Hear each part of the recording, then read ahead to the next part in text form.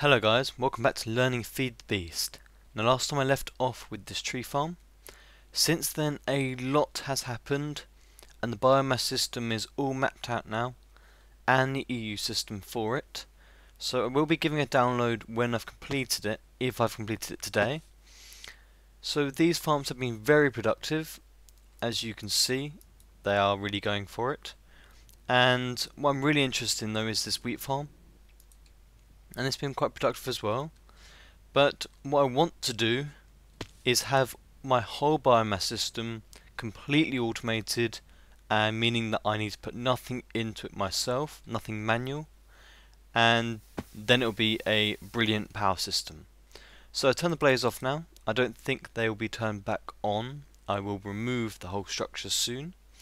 In here, I've got a lot of quarries going, being powered by my system so far, so they're quite loud. It's actually just getting rid of the cobble and that sort of stuff that I don't want. So not much changed in here. This will all be ripped out, like I said quite a few times. No, it's only here to mess around with things and build stuff. Soon we'll be seeing all these things up here being moved into down there and above. So let's have a little look at what I've been doing. Sugarcane's the same, apart from up here, someone said that for the sugarcane farms they take in as much energy as they're given. So all I've been playing with is having energy cubes here, and they've got a maximum output on them of 5. So that means that these farms can only get a maximum of 5 per tick. And I'm just having a little test to see if that actually makes any difference. I don't think it does, but it's just a good little way of buffering it anyway.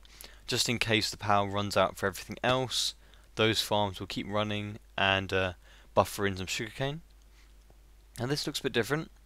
I'm still getting loads of marble to fill up my walls and ceilings and sides and everything else, but that's just ongoing for my quarries. Up here I have got 4 stations now. So this is 56 fermenters, should be, and they're all exactly the same, and just 4 of them. And the whole point of this whole system is that it's all going to be modular. So these ones here are the engines, the fermenters, and the stills. If I want to, I can just put more units of the engines in and increase that capacity. I could put more of these stations in and increase that capacity. I could make that one bigger. No, it's not really fixed. No, that's why I don't want to use boilers, because I didn't want to just keep adding in loads and loads of boilers and it would just get really cumbersome. And over there is the EU system. We'll go have a look at that in a sec. So this is the same, and everything is now routed directly, apart from those farms, through the redstone conduits. So there's no energy loss there, apart from when it goes into the conduit to begin with. So these are all the same, and what I want to do for this whole thing is that the cane, where I've got 4 vertical towers of cane, one of them goes to one of these stations, so they're all independent, so they should all produce at the same rate. So one tower there goes to one of these, and I've labelled 1, 2, 3, 4, and it goes 1, 2, 3, 4. This one here, I've got all these stations and farms and that sort of thing. Not all of them are set up yet, but those ones should be connected fine. Over here we've got the really fun stuff. Now this is something that I was playing around with and I wanted to know if it would work. And that's the whole point of all these systems, is you need to put fertilizer in. And fertilizer is a finite resource, such that you can't just create it out of nothing. You can go mine and everything else, but it's not that great. And you can produce a lot of fertilizer from doing quarrying very fast, but it's still, you can't just not mine for ages, you would run out. So what I was playing with here is making mulch, and this is a really nice little system I've been playing with. What I have, where you saw the wheat farm up the top, I'm going to have 2 wheat farms like that, but really big. So all the wheat from that will be sent into here. From there it will be sent along into each of these moisteners, and moisteners are a little bit more expensive. I'll just go in here, moistener, they are using the fermenters and some more copper. So they're okay. And what you need to do here is you need to put cobble in so that they can actually degrade this into moldy wheat, and then it goes into the really moldy wheat, and then into mulch. Takes a little while, so there up, goes into decaying wheat and then mulch, and then afterwards that mulch gets set into here, and then from there it will get sucked out. So if I just put that in there, it comes out. And what I've done here is split it up, so there's 4 moisteners going to each of the stations. So there's 4 there, 4 there, 4 there, 4 there. Station 1, 2, 3, 4. And then I've got here, they all come to this tesseract. So this one goes to first station 1, station 2. And then all the mossy cobble that gets created. And I know people like mossy cobble, and I do as well, but if you ever want some mossy cobble, I can just put a barrel in the middle. And the mossy cobble gets sent to the void pipe, and the mulch goes through to the tesseract. So that's nice, and the light level shouldn't make any difference, I don't think, because that should only make a difference for degrading mushrooms and making mycelium. I believe that's the case anyway, but this goes fast enough, doesn't matter. And all these are igneous extruders in the top. A little bit overkill to have one on each, but it's just a nice little system. And then on here I've got a gate saying that there's space in the relay, then send things through. And I've got my router in the middle, and my tesseract on the bottom for water, because you have to put water into these. No power at all. That's why I want to use it, because it's free. Once you set it up, it runs forever. No startup costs at all for energy. So that's nice, and that will just keep going. Got the same on that side as well. And then that gets sent over to the back of the barrels over here. So each one of these stations has a barrel of fertilizer and a barrel of sugarcane. The sugarcane comes from over there, like I showed you. And then here I've just got a way in for the fertilizer. Now a little bit of a fun thing with these though. As this is sending out a redstone signal, it's powering that block in essence, which then powers this. So if you have this on only working when it's enabled low, it will stop working. And I found that with all these little tesseracts everywhere. Turn them off the redstone control and it will do wonders. And the problem with these routers, the whole point I was trying to get a logic matrix programmer, so that I can make it so that these machines can then ignore other machines, because at the moment, as you can see, this is the fertilizer one, this is a sugarcane one, but there is sugarcane going into here. So they haven't got the upgrade to ignore certain machines, because I want it so they only look at the fermenters. As you can see, they're putting in the wrong slots, because this one here is putting them into here, which then puts it into the bottom. So that's the annoying thing, and that's what I'm going to be doing today as well. Over here, we'll start with this bit first actually. Down here, it comes down to the lava. I don't know if I showed you that. And these are just a whole load of igneous extruders and magma crucibles, and I've got them off at the moment because I'm running quarries. But these get all powered and they work pretty well. As you'll see in a second, I'm not really in need of lava at the moment, and if you remember, lava is what I'm going to be powering my EU with. So over here I've got my quantum tank, and it's got quite a lot of lava in it. That's 52 million lava. So that's 52,000 buckets, and for the largest Buildcraft tank it's 6,700 and something buckets.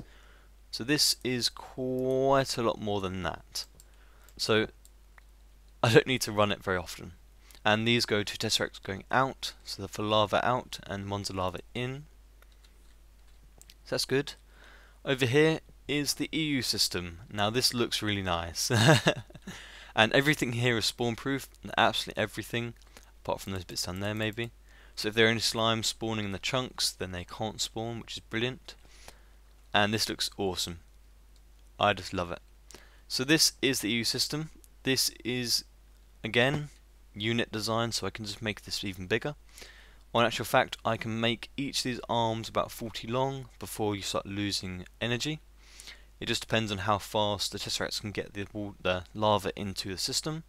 That's why I've got a tesseract on each end of the streams. In the middle, I've just made it so that I've reflected them.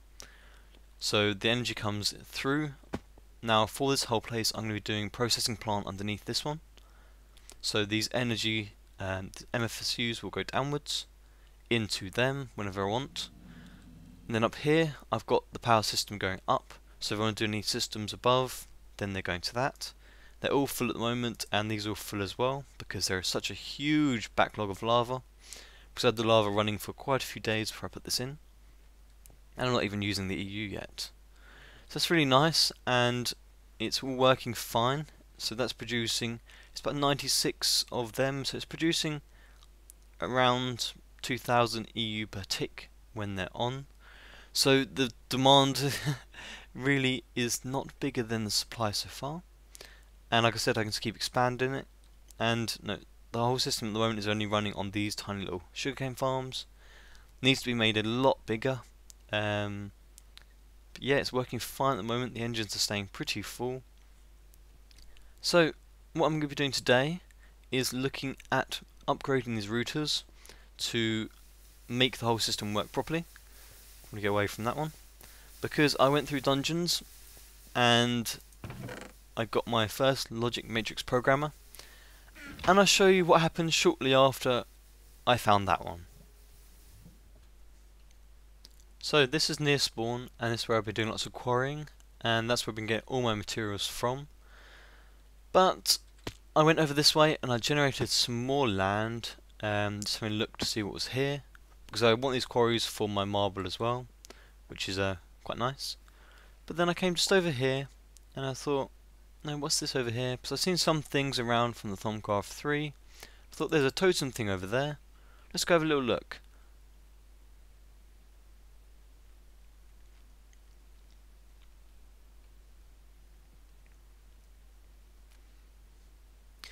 And this is what I found. Yeah, if that's not a kick in the balls, I don't know what is. And I think there's a spawner underneath here. Or it's just the energy that comes around it, I don't know. Oh yes there is. Zombie pigman spawner. They aren't natural zombie pigman spawner. Let's get this in here. So obsidian tile. Nice. So I'm going to set up some stuff for these upgrades, because I want these upgrades for the router. And you get all these different ones here. Now the ones I wanted was the machine filter, which needs this logic matrix identifier, which needs to be done through logic matrices, so you need to do all that sort of stuff. So I will go set some things up now, and I'll run you through how they work, and we'll see which ones we actually want for our system. So what do all these upgrades do, and which ones do we want? Well, some of them I may want at certain areas, some ones I may not, but we'll go through them. So the router upgrade, the item filter, lets it only process certain items. Now I need our logic matrix identifier, which I'll go through in a minute. Then we go on to the machine filter. Now this makes it ignore or exclude or include certain machines. This speed boost just makes it put things in faster, which is a really nice one to have. Then we go to thoroughness. This makes it fill up a whole machine before it moves on to the next one. So not good for arcane, because if it puts one in each thing, then it can process them faster. If it goes through to a whole stack, then it will just be filling up one forever. If we go to bandwidth, now this allows it to put in a stack instead of a single item. So really good if you're dumping in things into like ores into machines as such. Not really great for what we're doing now, but you can really automate other things. So I've gone through bandwidth. Ejector, now this is a really cool one. It can make it so that it pulls items from something, and then through the ejector it will then output them somewhere else. So if you had it next to a furnace, it could pull the items from here and then eject the stacks into a chest or something like that, without needing any engines or anything that crazy like that. So I do think I may be using a lot of these routers in the future, because they are so good to automate things, and they're really compact and don't need any energy. And then I got my cakes in there. So to do this, like I said, I needed the ones I actually want really badly are the machine filter. It's the one that I'm really resting on. So you need to make my logic matrix. For that, you need to make your crystallizer. So in here we've got a crystallizer. Now this is from the factorization, and these aren't really used that much or seen that much, and through the Crystallizer you can then, let me see, need your Invarium drop. Now here is the Invarium drop. It's a temporary recipe, so I don't know when it'll be changed, but we can make a load of them. And then we go through, we need to make some insulated coils, just lead and clay, like so. We then go into here, and there should be now a furnace heater. Now these factorization things you don't see very often. Then we go make some sulfuric acid, put it in and make our battery block. We then make some reflective mirrors, and I'm just going to go ahead and make a whole load of them. They're not that expensive. And then we're going to make some lead wire. Now these, after I've used them once, I probably wouldn't use them very often after that, so I'm not really too concerned with making it incredibly fast. We then put a furnace heater next to that, and then our battery next to that. Now the battery at the moment says it's full, and I'm not too up with this, so it should be right. Oh, I'm missing one thing. I need a solar engine, I believe. Let's see. Solar engine. I think there's two different ways of doing this. So the turbine, I can either do it so that I am powering the machine directly from a load of solar panels, or I think I can use this and just make more of them. And as you see in here, I put the recipe in, so it's Invarium drop. I need to get some glass bottles, and I need some smooth stone. So from this, I think it will actually start the process just from this. There you are. So that's starting already, and then you'll see that's heating up from the furnace heater. It's getting powered by the battery block, but I don't think that battery, there you are, it's going down with juice now. You can see the animation changed. So yes, I need to make a solar turbine. So let's see. I'm going to put these things together and I'll be back with you. Okay, so I don't know if you even need to do what I'm going to do now, because that battery seems to keep going. It's about halfway done for that one recipe. But we're going to do it anyway, just for the sake of it. So I've gone ahead and I've got my fan. I've then got a magnet from another battery. Oh, it didn't use it up. Oh. Okay, so it's taking some charge out of it, fair enough. Then you get that magnet and you go and make a motor. And then with that, you then put a fan and a motor in, and you get a solar turbine.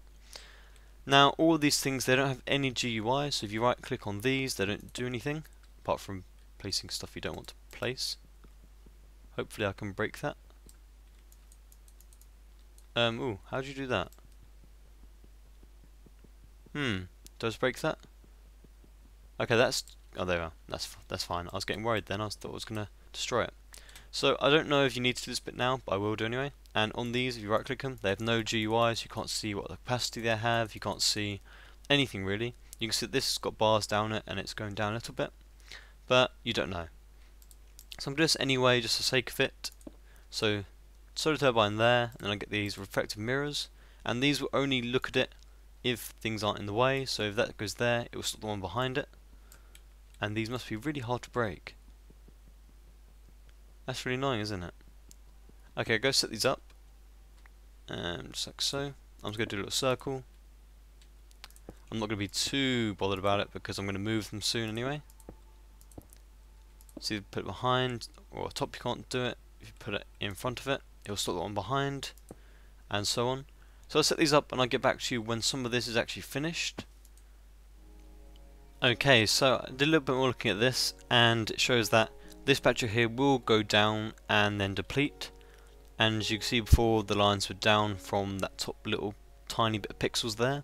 But this needs an infinite water source underneath it, which is what I was missing. And now it's working fine.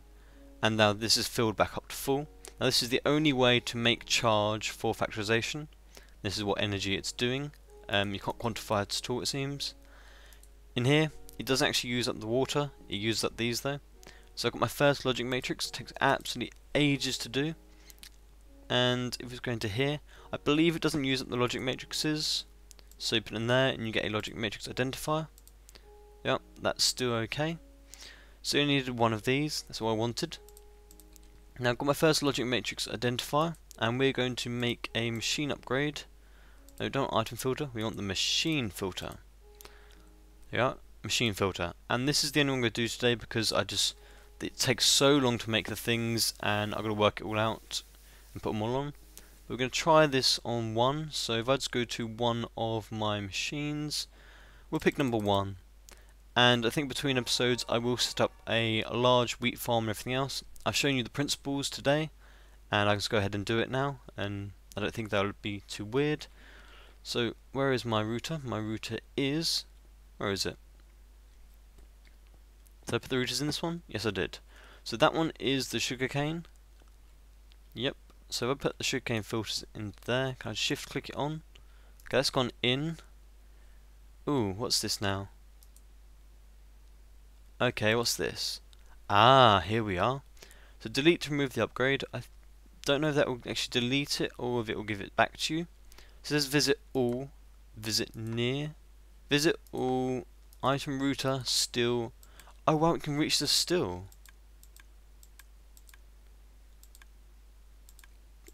Okay, so it's looking at fermenter. So this is inserting this into all fermenters. So actually this will probably put them into these ones as well.